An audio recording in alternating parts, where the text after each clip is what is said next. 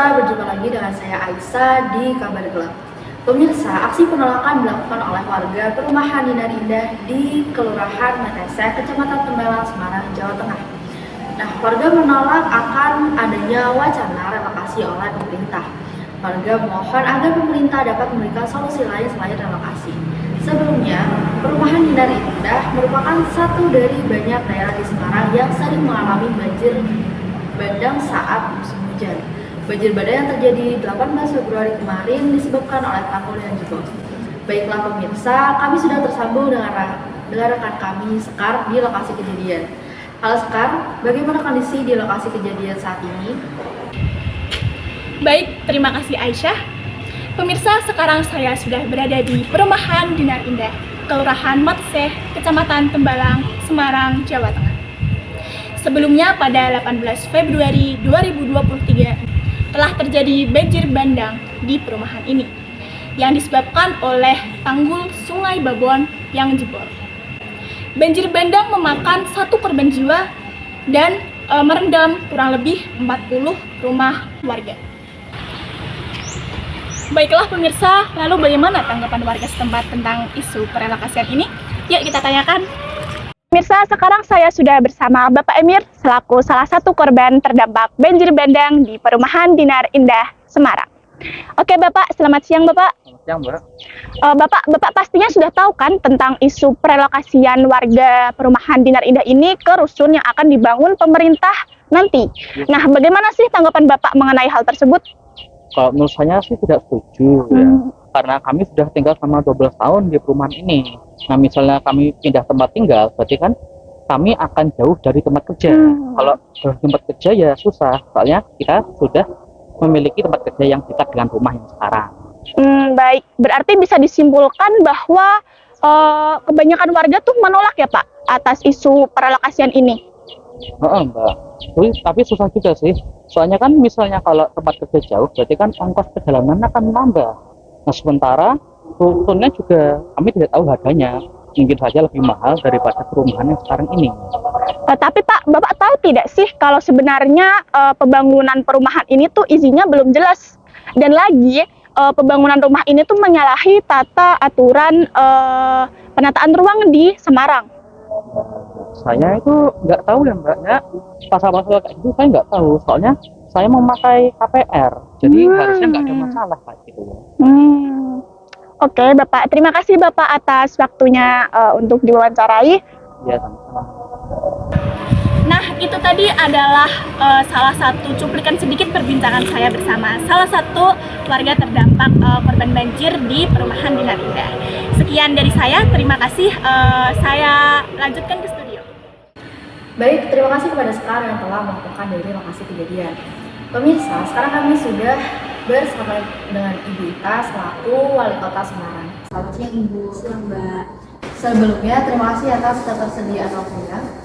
Langsung saja nih Bu, tadi kan sudah ada laporan dari reporter kami bahwa di Semarang sering terjadi banjir, khususnya di daerah perumahan Dinar Indah. Nah, sebagai Wali Kota Semarang, solusi apa yang Ibu tawarkan untuk masyarakat di sana? Baik Mbak, untuk solusinya sendiri kita sudah mengupayakan beberapa solusi. Salah satunya kita mengupayakan solusi jangka pendek juga, di mana kita sudah melakukan upaya penghijauan di sekitar sungai dan juga penguatan tanggul sungai, yang dimana harapannya nanti tidak akan lagi terjadi banjir di daerah situ Mbak. Banjir ini kan kiriman dari wilayah hulu ya Bu. Nah, selain upaya yang dilakukan di wilayah hulu tersebut, apakah ada upaya lain yang dilakukan di wilayah hulu? Betul sekali Mbak. Banjir ini karena kiriman dari wilayah hulu, di mana hulunya ini berada di Kabupaten Semarang. Kita juga sudah berupaya dengan pihak pemerintah Kabupaten Semarang untuk bagaimana ke depannya tidak terjadi lagi banjir kiriman.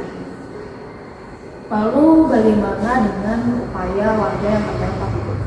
Oke, untuk warganya sendiri kita sudah berupaya untuk membangun rusun, di mana untuk warga-warga terdampak, di mana kita sudah berupaya merelokasikannya, di mana kita sudah mengajukan proposal kepada kepada Kementerian PUPR, yang nantinya pembangunan rusun ini akan dicantumkan di dalam RT/RW di tahun 2024 nanti.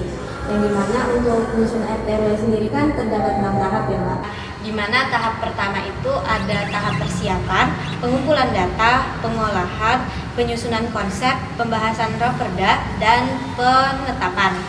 Nah, sekarang kita sudah berada di tahap persiapan di mana kita sudah melakukan penyusunan tim, pengkajian awal, persiapan teknis, dan terakhir kemarin kita sudah melakukan pemberitaan kepada publik tentang peralokasian ini. Berarti dari pemerintah sendiri sudah ada tindak lanjut dari permasalahan kemarin. Benar. Nah, kalau boleh tahu, apa sebenarnya penyebab banjir di daerah tersebut? Kita sudah survei ke lapangan ya kemarin. Setelah kita telusuri, ternyata di daerah tersebut itu ada yang namanya sempadan sungai, di mana perumahan Dinar Indah ini itu melanggar aturan tata ruang yang harusnya daerah sempadan sungai itu tidak boleh dibangun bangunan, apalagi dibangun pemukiman ya Mbak. Sempadan sungai sendiri itu jaraknya 10 meter dari sungai, dan di mana perumahan Dinar Indah ini jaraknya hanya 5 meter. Kemudian juga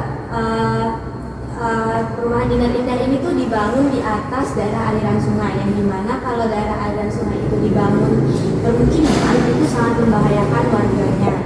Nah, kemudian kita juga sudah berupaya menghubungi pihak pengembang, tapi hasilnya nihil. Kalau kata warga di sana, terakhir kali pihak pengembang itu nampak atau muncul ke warga-warga di sana itu sekitar tahun 2015-an sebelum terjadi banjir di perumahan tersebut. Nah, setelah kita telusuri lebih lanjut, ternyata untuk perizinannya sendiri perumahan Dinar Indah ini itu perizinan itu tidak jelas. Baik pemirsa, tidak terasa kami sudah sampai di penghujung berita tersebut sekaligus menutup acara pada siang hari ini. Saya Aisyah, pamit undur diri. Terima kasih dan sampai